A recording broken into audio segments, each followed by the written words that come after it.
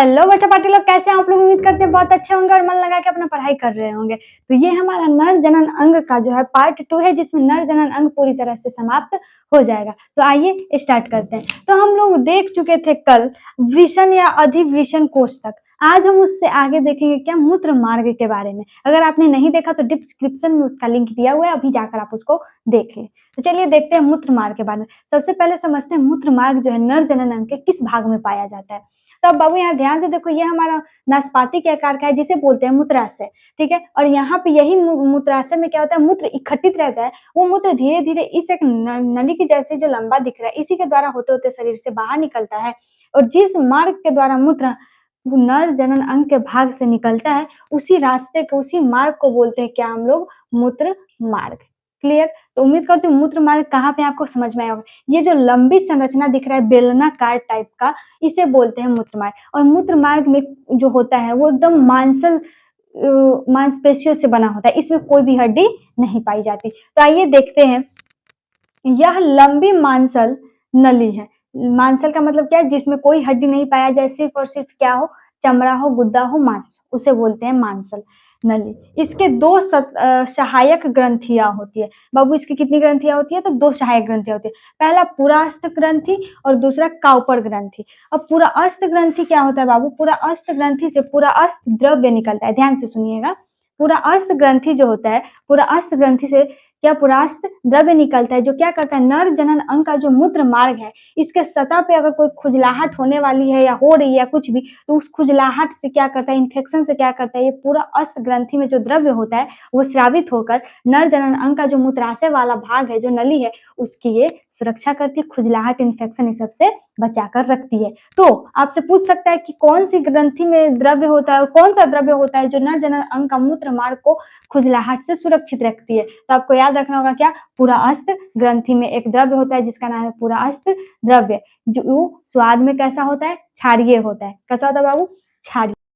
अब हम लोग देख लेते हैं क्या, काउपर ग्रंथि। काउपर ग्रंथि क्या होता है वो देखिए। काउपर ग्रंथि में एक काउपर द्रव्य भरा होता है, जिसका स्वाद होता है कैसा, क्षारीय। जो स्वाद में कैसा होता है बाबू, क्षारीय होता है। इसका काम क्या होता है कि मादा का योनि में जो अम्लीयता पाई जाती है, ये काउपर द्रव्य जाकर उस अम्लीयता को नष्ट कर देता है। नष्ट कैसे करता है, क्योंकि ये है स्वाद में कैसा, अम्लीय, और योनि सॉरी, ये स्वाद में कैसा है, क्षारीय, और योनि स्वाद में कैसा होता है, अम्लीय, यानी कि खट्टा होता है। और जब ये दोनों मिलता है, तो आप केमिस्ट्री में पढ़े होंगे, जब दोनों मिलता है तो कर देता है क्या बाबू, उदासीन। और जब कोई भी चीज उदासीन हो जाएगा तो कोई फर्क नहीं पड़ेगा। तो मादा की योनि अम्ल में अम्लीयता पाई जाती है, लेकिन इस काउपर ग्रंथि से काउपर नामक द्रव्य स्रावित होता है, जो योनि के साथ संपर्क करके उसको उदासीन कर देती है, और शुक्राणु सुरक्षित रूप से महिला की योनि में प्रवेश कर पाती है। अगर क्या होगा, अगर ये नष्ट नहीं करेगा तो क्या होगा, शुक्राणु महिला की योनि में जाते ही नष्ट हो जाएगा, वो आगे अभिक्रिया नहीं कर पाएगा। क्लियर? तो आइए अब देखते हैं पुरास्त्रव क्या है। पुरास्त्रव के कारण ही वीर्य में विशेष गंध पाई जाती है। वीर्य कैसे बनता है, तो वीर्य का जो स्पर्म होता है नर जनन भाग का, उसे बोला जाता है।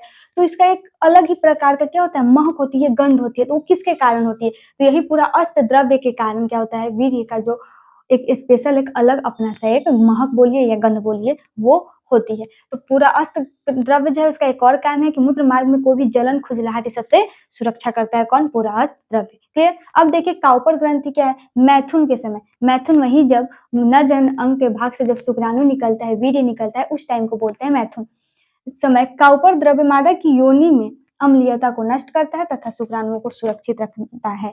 क्लियर? जो अभी मैंने समझाया क्या, अम्लीयता और क्षारीयता जब आपस में मिलते हैं तो क्या कर देते, उदासीन कर देते, और उदासीन करने के बाद शुक्राणु सुरक्षित रूप से आगे प्रवेश कर पाता है। अब हम लोग देखते हैं आगे।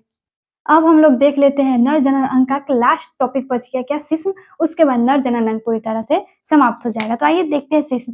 शिश्न बाबू होता क्या है, पहले वो समझते हैं। ये जो पूरा लंबा वाला, ये जो पूरा भाग दिख रहा है, इतना ध्यान से देखिएगा, ये पूरे भाग को मिलाकर बोलते हैं एक तरह से शिश्न। या आप यहाँ आधा तक जो देख रहे हैं, ये मोटा वाला भाग, इसको बोलते हैं शिश्न। कैसे समझिएगा, वो देखिए यहाँ पे। ये मान लो नर जनन अंग का है, ठीक है। यहाँ पे हो गया क्या, आपका वृषण कोश। क्या हो गया बाबू, वृषण कोश, समझाए थे। और वृषण कोश के ठीक बीचों बीच बेलनाकार आकृति की जो पाई जाती है संरचना, उसे बोलते हैं हम लोग शिश्न। क्लियर? इस शिश्न के ऊपर ये पूरे यहाँ से लेकर यहाँ तक को बोलते हैं शिश्न, और ये जो यहाँ मोटा वाला भाग है बस इतना को बोलते हैं हम लोग क्या, प्रीप्यूस। और जो इतना से इतना तक वाला भाग है इसको बोलते हैं बाबू क्या, ग्लांस। क्या बोलते हैं बाबू, ग्लांस। और इसके ऊपर में एक और पतली ढीली सी संरचना नामक आवरण पाई जाती है, जो चमड़ा होती है, त्वचा होती है, उसे हम लोग बोलते हैं प्रीप्यूस। अब आइए समझते हैं, समझ में आएगा।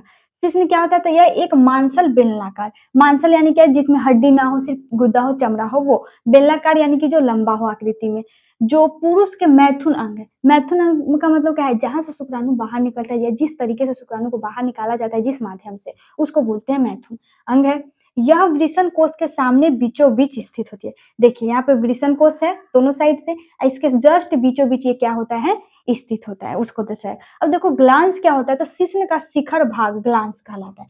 शिखर भाग का मतलब क्या हुआ, ये जो यहाँ मोटा वाला इतना दूर भाग है इसको बोलते हैं शिखर भाग। तो शिखर भाग आपका क्या कहलाता है, ग्लांस। क्लियर। अब आगे देखिए प्रीप्यूस क्या होता है, तो इस शिश्न के ऊपर या ग्लांस के ऊपर एक पतला सा ढीली सी आवरण पाई जाती है, उसे हम लोग बोलते हैं प्रीप्यूस। हो गया।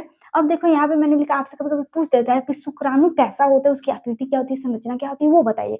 तब बोला ये एक सूक्ष्म सक्रिय एक गुण कोशिकाएं वाले होते हैं, और इनका विकास शुक्राणु जनन नलिका में होती है। ये आपसे पूछ सकता है कि शुक्राणु का जो विकास है वो कहाँ होता है, तो आप याद रखना शुक्राणु जनन नलिका में। तो हमारा नर जनन अंग पूरी तरह समाप्त हो गया। अगला वीडियो आएगा मादा जनन अंग पर। क्लियर। तो उम्मीद करते हो वीडियो बहुत अच्छा लगा होगा, वीडियो समझ में आया होगा। वीडियो अच्छा लगे तो वीडियो को लाइक करके चैनल को सब्सक्राइब जरूर करें, ताकि सबसे पहले वीडियो आप तक पहुंच पाए। मिलते हैं नेक्स्ट वीडियो में, तब तक के लिए take care, bye bye and धन्यवाद।